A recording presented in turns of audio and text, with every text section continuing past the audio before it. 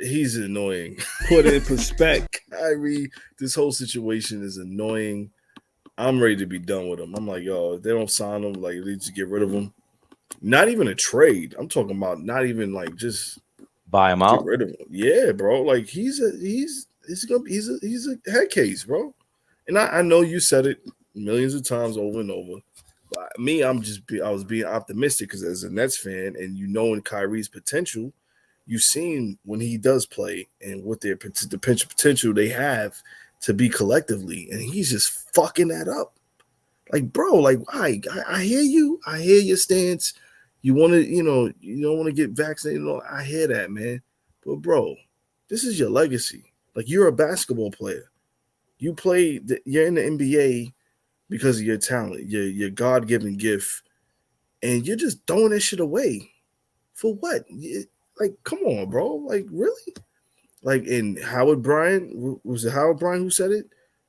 That someone said to him, another NBA player, that Kyrie's like a contrarian without a point.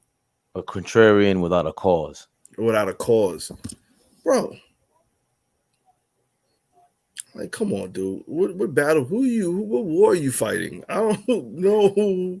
I respect Howard Bryant so much. I hate when I disagree with him. But I know when I disagree with him.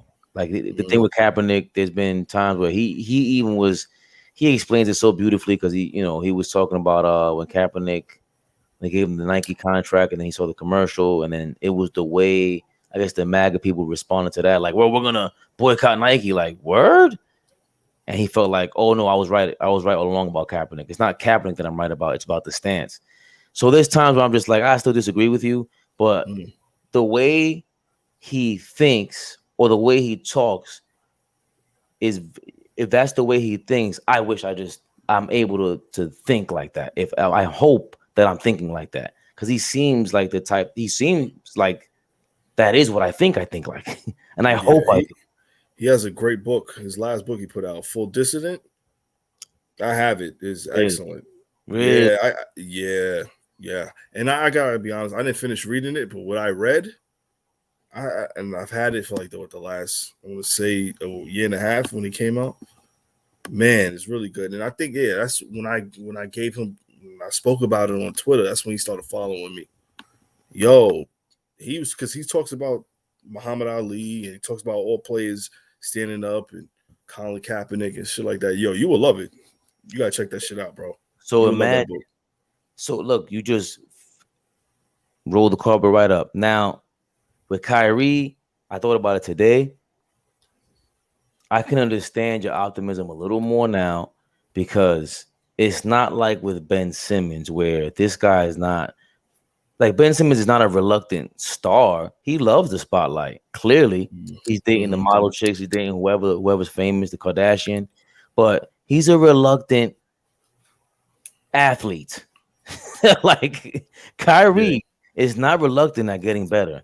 You can't get better at basketball for a guy his size, scoring the way he does. Only thing stopping him is God interfered and gave him some injuries or whatever it is. That's the only thing stopping Kyrie, and obviously himself not getting on the court. So he's way too stubborn, and that's what I always read about him. I mean, I always say we came out of Cleveland, I was on his side about why he wanted to leave. I understood that, and then he got traded to Boston. I thought he was going to be. We all thought he would be in a better position because we thought especially the administration in Boston was going to be better than Cleveland. Right. But it was that like exit interview on First Take that pissed me off about Kyrie Irving, bro. Because the way he was talking was as if he was above Max Kellerman. I'm just like, yo, he's just asking you, how's your day going, bro? What do you like? Where do you get off talking like that? Then he followed up with the flat earth thing, if I'm not mistaken. Yeah. It might have been right around that time. But it was just like shit crazy for that too. I mean, I can understand a lot of these guys. He's 28, 29 right now. So that might have been 3-4 years ago already. He's 24, 25. I might have been going through that same phase at 24, 25. He's going through the knowledge of self. He's finding himself. He's reading some books. And you got all these different type of shits you falling in line with. And yeah, I know. We all been there. Same thing with Kaepernick. So I understood that. But after a while, and it's hard, again, they're in their 20s, man. So it is hard for us to just be judging them like that. That is foul. True. You Yeah. judge me in my 20s, man. I probably would have been worse than Kyrie. Like, I would have been violent against a reporter. Like at his level, you hold on. Who are you to talk to me like that? But that's the difference, though. The difference between me and Kyrie, I'm way more argumentative, and I would have been there like dishing it out to all these reporters. Yo, fuck you, Yeah. fuck you, fuck you. What do you Who's know? next? You came to watch me. I would have just been crazy, and maybe that's the other part about it. But I said it from the beginning. Is it really worth, even if you win a championship this year? Is this really worth it? You want to go this route and win a championship? I don't think so. You have to win 3 in a row to go to even deal with all of this and be worth it. Ain't no way. It's like dealing with dealing with a chick. She just can't be bad. She gotta have money. She better provide something else besides being bad. Everything better be good. Everything better be good. Besides her being crazy. You know what I'm saying? And that's what you're dealing with Kyrie. You just, and like I said, he's not the generational talent. He's not that. James Harden is closer to that, and Durant is definitely, if not that, close to it. So I always felt like, why do you need Kyrie? Why? Especially once you got Harden. Listen, you know how I felt about the Crybaby brothers. I never wanted them on my team, ever. Not them two together. But bro, you see what happens when they're not crying, and this is my perspective, because I know their potential. I've seen it. We've seen it last season when they're not crying and you fucking playing ball and you're doing your thing and you're collectively coming together like, yo, we trying to get this chip. This shit is scary hours, for real. The fact that you letting all this go for these stances that in the next few years, you probably won't even feel like, yo, what was I thinking?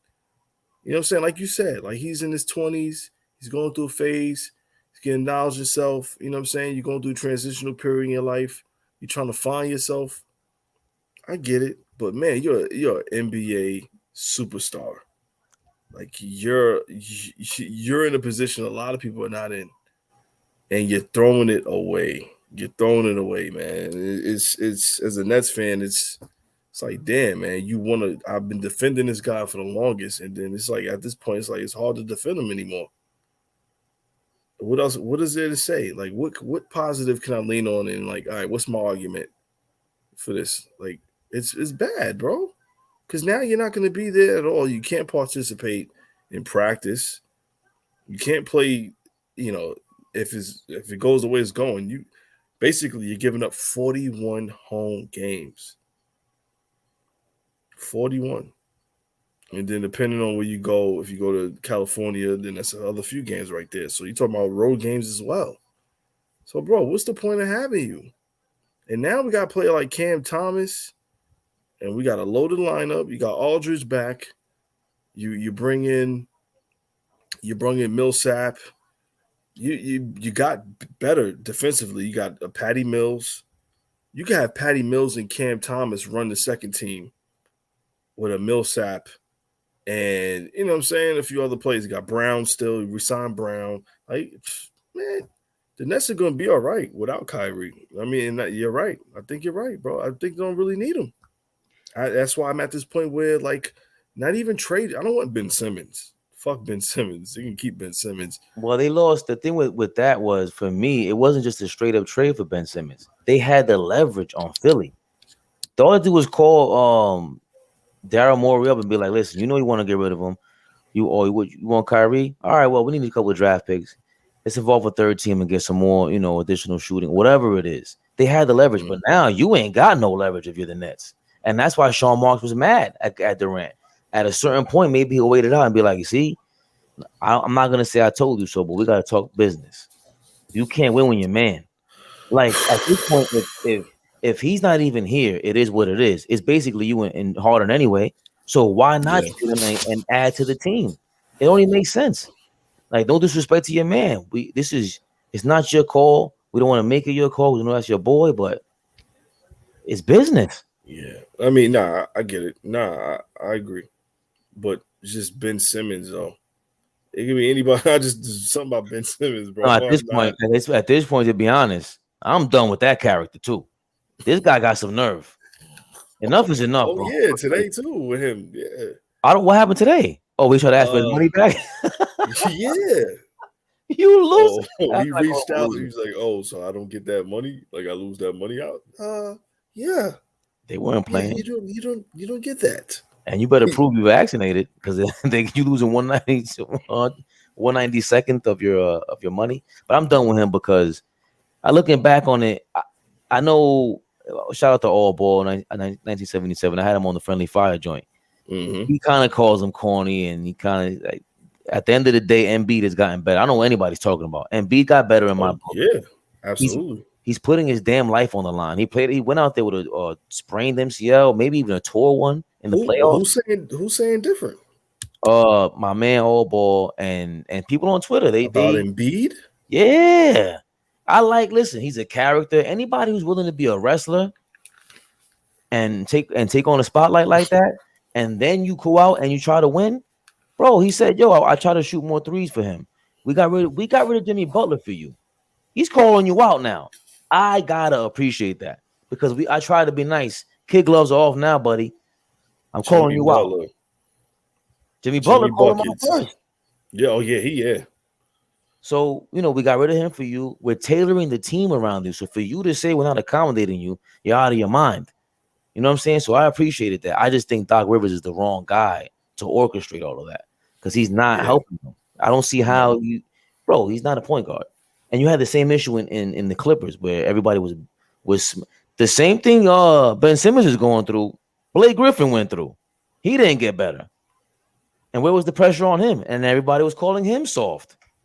So Doc Rivers has an issue with motivating those players that can't be motivated. I mean, I'm sure that's an issue for most players, but at this point, doesn't Doc Rivers have more cachet than a Ben Simmons? Like, we consider Doc Rivers a better coach than Ben Simmons is as a player, right? Of course, yeah. But why at this point? Because he won the ring.